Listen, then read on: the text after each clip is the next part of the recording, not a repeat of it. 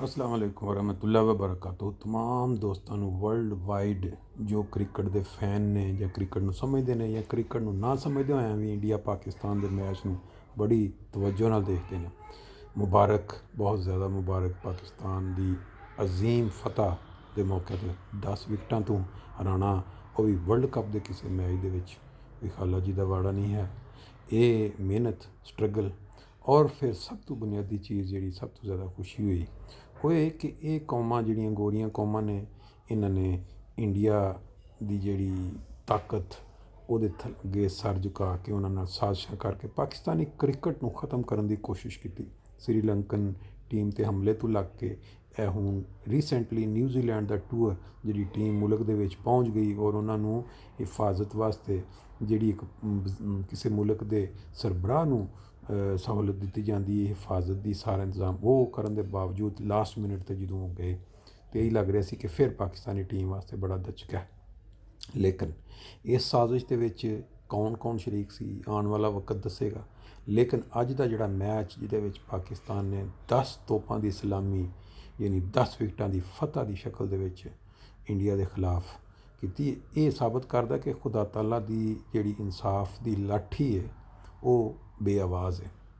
ਕੀ ਸਾਜ਼ਿਸ਼ ਸੀ ਇਹ ਆਉਣ ਵਾਲਾ ਵਕਤ ਦੱਸੇਗਾ। ਸਪੋਰਟਸ ਦੇ ਵਿੱਚ ਹਾਰ ਜੀਤ ਵੀ ਹੁੰਦੀ ਰਹਿੰਦੀ ਹੈ, ਜਿਹੜੀ ਕਿ ਹਿਸਟਰੀ ਦੱਸਦੀ ਹੈ ਕਿ ਵਰਲਡ ਕੱਪ 'ਚ ਪਾਕਿਸਤਾਨ ਨੇ ਕਦੇ ਇੰਡੀਆ ਨੂੰ ਨਹੀਂ ਸੀ ਹਰਾਇਆ। ਲੇਕਿਨ T20 ਦੇ ਵਿੱਚ ਬੜੇ ਕਾਂਟੇਦਾਰ ਮੈਚ ਹੋਏ। ਲੇਕਿਨ ਅੱਜ ਦਾ ਜਿਹੜਾ ਮੈਚ ਦੇਖ ਕੇ ਇਹ ਤਾਂ ਇੱਕ ਅਨਹੋਨੀ, ਇੱਕ ਮੋਜਜ਼ਾ ਲੱਗਦਾ ਕਿ ਕਿਸੇ ਨੂੰ ਐਸੀ ਹਜ਼ੀਮਤਨਾਕ ਸ਼ਿਕਸਤ ਔਰ ਇਹਦੇ 'ਚ ਕੀ ਹਿਕਮਤ ਹੈ, ਇਹ ਆਉਣ ਵਾਲਾ ਵਕਤ ਦੱਸੇਗਾ। ਨਿਊਜ਼ੀਲੈਂਡ ਔਰ ਇੰਗਲੈਂਡ ਦੀਆਂ ਟੀਮਾਂ ਨੇ ਵੀ ਉਸ ਸਾਜ਼ਿਸ਼ ਦਾ ਹਿੱਸਾ ਬਣ ਕੇ ਬਹੁਤ ਬੁਰਾ ਕੀਤਾ। ਪਾਕਿਸਤਾਨੀ ਜਿਹੜੇ ਫੈਨ ਸਨ ਉਹਨਾਂ ਦਾ ਦਿਲ ਤੋੜਿਆ। ਹੁਣ ਉਹਨਾਂ ਦੇ ਨਾਲ ਜਿਹੜੇ ਮੈਚ ਨੇ, ਦੁਆ ਕਰੋ ਕਿ ਉਹਨਾਂ ਦੇ ਵੀ ਦੰਦ ਇਸ ਤਰ੍ਹਾਂ ਹੀ ਖੱਟੇ ਕੀਤੇ ਜਾਣ ਜਿਵੇਂ ਇੰਡੀਆ ਦੇ ਹੋਏ ਨੇ। ਬਹਰਹਾਲ ਜਜ਼ਬਾ ਜਵਾਨ ਹੋਵੇ ਔਰ ਮੋਰਾਲ ਪਹਿਲਾ ਮੈਚ ਇਸ ਤਰ੍ਹਾਂ ਜਿੱਤ ਕੇ ਹਾਈ ਹੋ ਗਿਆ ਹੋਵੇ ਤਾਂ ਉਮੀਦ ਕੀਤੀ ਜਾ ਸਕਦੀ ਹੈ ਕਿ ਅੱਗੋਂ ਵੀ ਟੂਰਨਾਮੈਂਟ ਜਿਹੜਾ ਇਸ ਤਰ੍ਹਾਂ ਹੀ ਚੱਲੇਗਾ। ਲੇਕਿਨ ਪਾਕਿਸਤਾਨ ਨੇ ਅੱਜ ਦਾ ਮੈਚ 10 ਵਿਕਟਾਂ ਤੋਂ ਜਿੱਤ ਕੇ ਵਰਲਡ ਕੱਪ ਜਿੱਤ ਲਿਆ।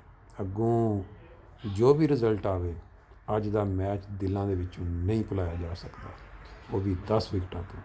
ਬਾਕੀ ਪਾਕਿਸਤਾਨ ਦੀ ਟੀਮ ਜਿਹੜੀ ਹੈ ਵੈਸਟ ਇੰਡੀਜ਼ ਦੀ ਟੀਮ ਵਾਂਗਰ ਅਨਪ੍ਰੈਡਿਕਟੇਬਲ ਹੈ, ਕੋਈ ਪਤਾ ਨਹੀਂ ਕੀ ਹੋ ਜਾਏ। ਲੇਕਿਨ ਸਟਾਰਟ ਅੱਛਾ ਹੈ। ਦੁਆ ਕਰੋ ਕਿ ਇਸ ਤਰ੍ਹਾਂ ਹੀ ਅੱਗੇ ਚੱਲਦੇ ਰਹਿਣ ਔਰ ਕੱਪ ਚੁੱਕ ਕੇ ਇਹਨਾਂ ਮੁਲਕਾਂ ਦੇ ਖਿਲਾਫ, ਜਿਹਨੂੰ ਖਿਲਾਫ ਤਾਂ ਨਹੀਂ ਕਹਿਣਾ ਚਾਹੀਦਾ, ਲੇਕਿਨ ਇਹਨਾਂ ਨੂੰ ਇੱਕ ਵਾਰੀ ਆਇਨਾ ਜ਼ਰੂਰ ਦਿਖਾ ਦੇਣ ਕਿ ਤੁਸੀਂ ਜਿਹੜੀ ਟੀਮ ਦੇ ਖਿਲਾਫ ਸਾਜ਼ਿਸ਼ ਕਰ ਰਹੇ ਹੋ ਕਿ ਉੱਥੇ ਕ੍ਰਿਕਟ ਖ਼ਤਮ ਹੋ ਜਾਏ, ਉਹ ਟੀਮ ਐਡੇ ਆਰਾਮ ਦੇ ਨਾਲ ਖ਼ਤਮ ਹੋਣ ਵਾਲੀ ਨਹੀਂ। ਫਿਰ ਇੱਕ ਵਾਰੀ ਆਖਰ 'ਤੇ ਸਾਰੇ ਦੋਸਤਾਂ ਨੂੰ ਵਰਲਡ ਵਾਈਡ ਪਾਕਿਸਤਾਨ ਦੀ ਅਜ਼ੀਮ ਫਤਹ 'ਤੇ ਬਹੁਤ ਮੁਬਾਰਕਬਾਦ।